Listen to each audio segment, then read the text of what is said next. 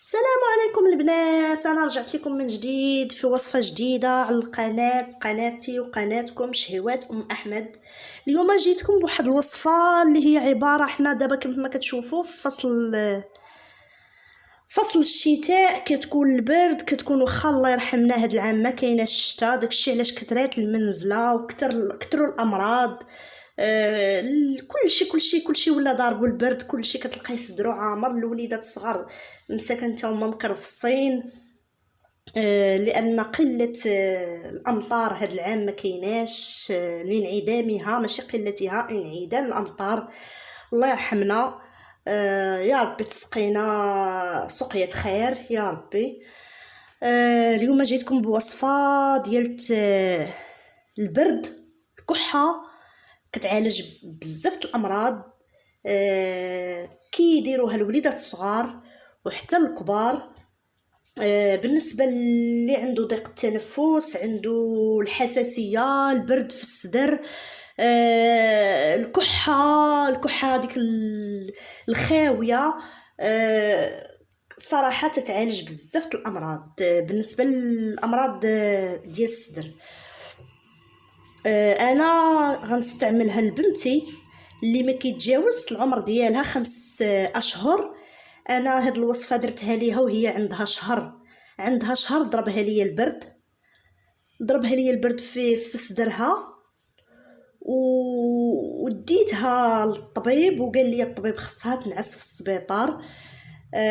بالحق خفت، ما قدرتش نديها، خفت عليها ما ديتهاش، نعسات في السبيطار لان صدرها عامر تصوروا. ولات غير كيشي كتخرج لها من فمها، تخنقات، تقفلت. وبالفضل ديال هاد الوصفه بنتي ولات بخير وعلى خير. درت لها هاد الوصفه. كنشكر حبيبتي مرت خالي، حبيبتي ربيعه مرت خالي، اللي هي اللي عطاتني الوصفه. بغيتيها طيح على بالك تسولي عليها تلقيها عندها. تبارك الله. هي اللي عطاتني هاد الوصفه وقالت لي ان شاء الله غيكون خير، ودرتها لبنتي ولات بخير وعلى خير، ودرتها حتى لولدي، جاتو الكحه الخاويه ودرتها ليه وتبارك الله. الصراحه رائعه. نضل نشكر لكم في هذه الوصفه، ما نعطاش الحق ديالها. ما نطولش عليكم، ندوزو الوصفه والمقادير اللي نحتاجو فيها، اللي هي بسيطه وموجوده في اي بيت. انا متاكده انها اي بيت تقدري تلقاي فيه الزعتر اللي هو متواجد دابا ومتواجد في السوق بكثره، لان الوقيته ديالو الزعتر معروف عليه. كيديروه للوجاع، البرد، بزاف الحوايج. الزعتر زوين. هو الوصفه الحقيقيه كيدار فيها فليو، هي كيدار فيها فليو. انا لانه ما متوفرش عندي فليو، عوضته بالزعتر. هما راه تقريبا عندهم نفس العلاج، بحال الزعتر بحال فليو، ولكن الا كان عندك فليو طري خضر يكون احسن. اللي ما متوفرش عنده يدير الزعتر حتى هو زوين. وعندنا المكون الثاني الثومه الحمراء، الثومه اللي عندها بزاف المنافع. تتقتل البكتيريا، مزيانه، كنديروها للبرد، الاوجاع. هي راها غير الثومه بوحدها عندها بزاف المزايا، مزاياها كثيره. والثومه الامراض اللي كنعالجوا بالثومه كثيره، صراحه زوينه. داكشي علاش انايا كنصح بها دائما في الطعام، في اي وصفه. راه لا درتي غير ريس الثومه وحكيتي في كاسه الماء دافي مع الصباح على الريق وشربتي، اولا كاسه الحليب سخون،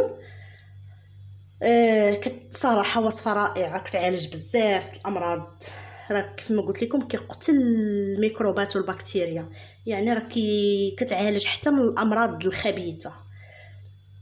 عندنا هنا هاد الكنبوشه ديال الثومه، انا بانت لي صغيره شي شويه، زدتها 2 فصوص. هنا عندي كاسة الماء ديال الروبيني، كاسة الماء تقريبا قريب العماره. وايضا عندي كاس ديال الزيت النباتي حتى هو قريب للعماره. كاسة الماء، كاس الزيت النباتي. مكونات بسيطه، الزعتر، الثومه، يعني مكونات بسيطه وكيف ما قلت لكم متواجده في اي بيت. وكيف ما قلت لكم اللي عنده فليو خضر يكون احسن يعوضوا بالزعتر، اللي ما متوفرش عنده حتى الزعتر راه زوين يكون طري بحال هكا. ما نطولش عليكم، ندوزو لتحضير الوصفه. كتحتاج حتى شي عناء. هنا عندي كيف ما قلت لكم الزعتر، نديروه هنا في واحد الكاسرونه. انا درت غا عريشات قلال كيف ما كتشوفوا. صافي. تومه غنشدها، غنديرها بحال هكا، ما غنقيهاش كيف ما كتشوفوا.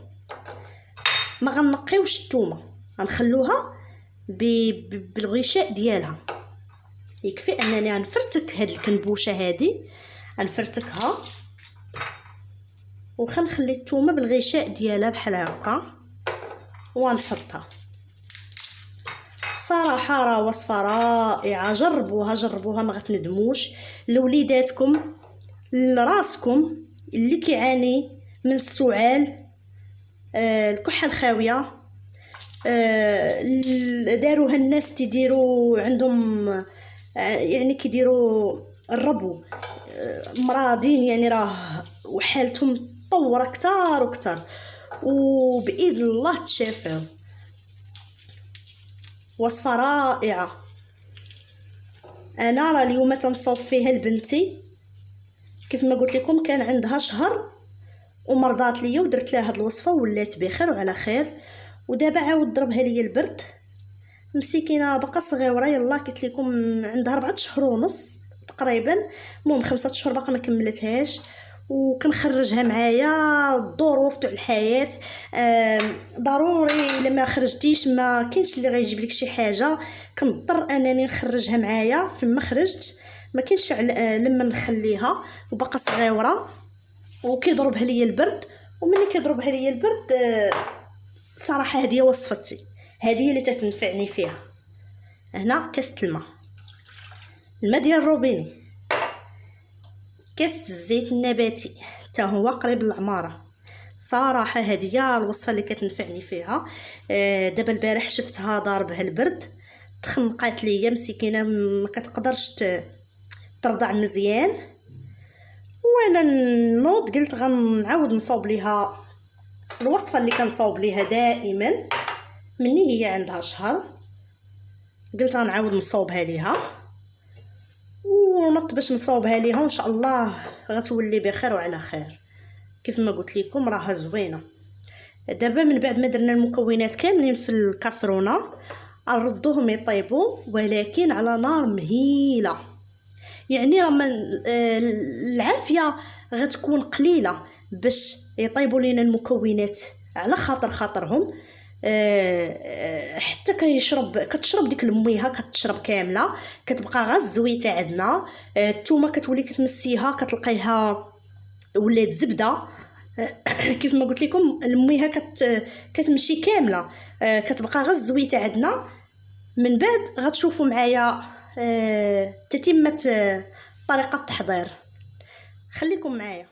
سلام البنات، من بعد ما طابت لينا الوصفه ديالنا انا رجعت لكم من جديد. كيف ما كتشوفوا طابت الوصفه، بقات غير زويته مبقاش فيها الماء. قلبت الثومه لقيتها ولات زبده. دابا من بعد ما طابت لينا وبردات، خليتها تبردات، غنشد الثومه غنمرسها بحال هكا. كيف ما كتشوفوا هي راه ولات زبده، غنمرسها مزيان بحال هكا على هذا الشكل بالمعلقه بحال هكا. كيف ما تشوفوا معايا، تبعوا معايا الطريقه، نمرسها مزيان. كيف ما كتشوفوا الماء راه ما بقاش، بقات غير الزويته ونار مهيله. كيف ما قلت لكم نار مهيله. طابت لينا المكونات غير ريحه العافيه باش كطيب على المهل على خاطرها، تاخذ وقيتها باش تطيب على خاطرها. كيف ما كتشوفوا الثومه راه كتولي زبده، الزويته كتبقى فقط الماء تشربوا. ها نتوما كتشوفوا كنمرسها مزيان من بعد ما كتبرد، كنخليها حتى كتبرد تماما.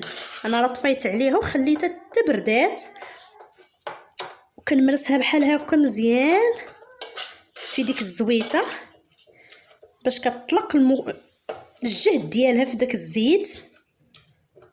كيف ما تشوفوا معايا بحال هكا مزيان. شوف كيف مرستها. جربوا هاد الوصفه راها رائعه للاطفال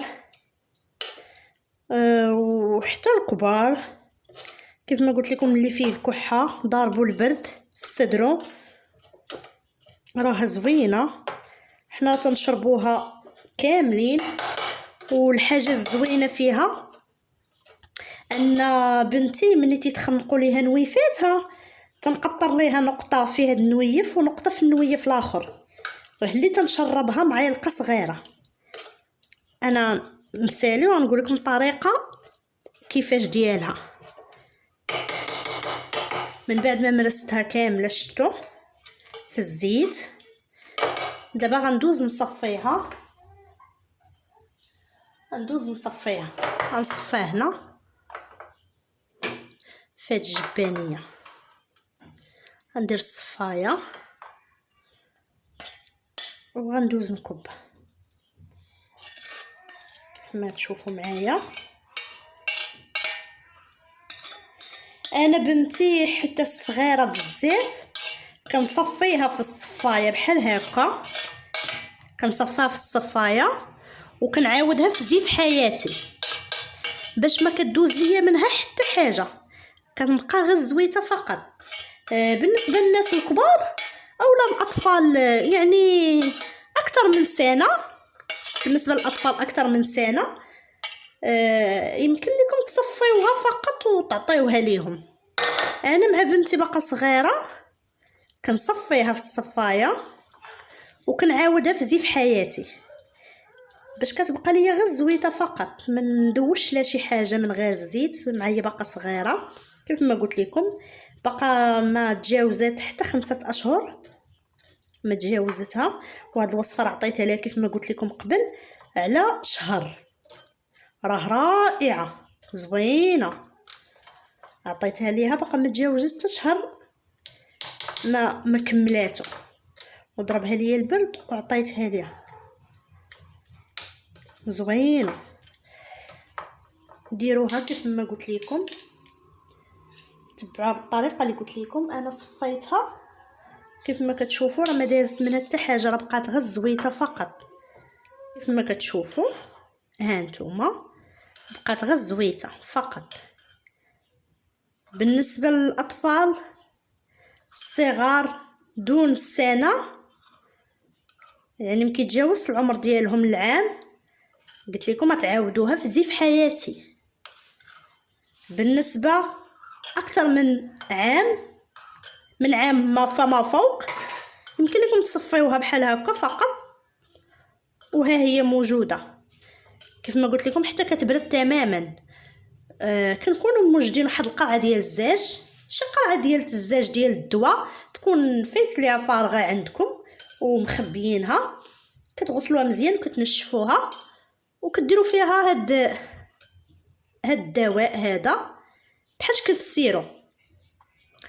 انا بنتي كنت كنعطيها معلقه صغيره، قلت لكم على شهر كنعطيها معلقه صغيره في الصباح حتى كنرضعها، وفي الليل ملي تتبي تنعس وكترضع تنعطيها معلقه صغيره. وكنت كنقطر ليها في نويفاتها نقيطه في هذا النويف ونقيطه في النويف الاخر، تيتنفسوا عليها حتى نويفاتها ما كيبقاوش مخنقين ومسدودين. بالنسبه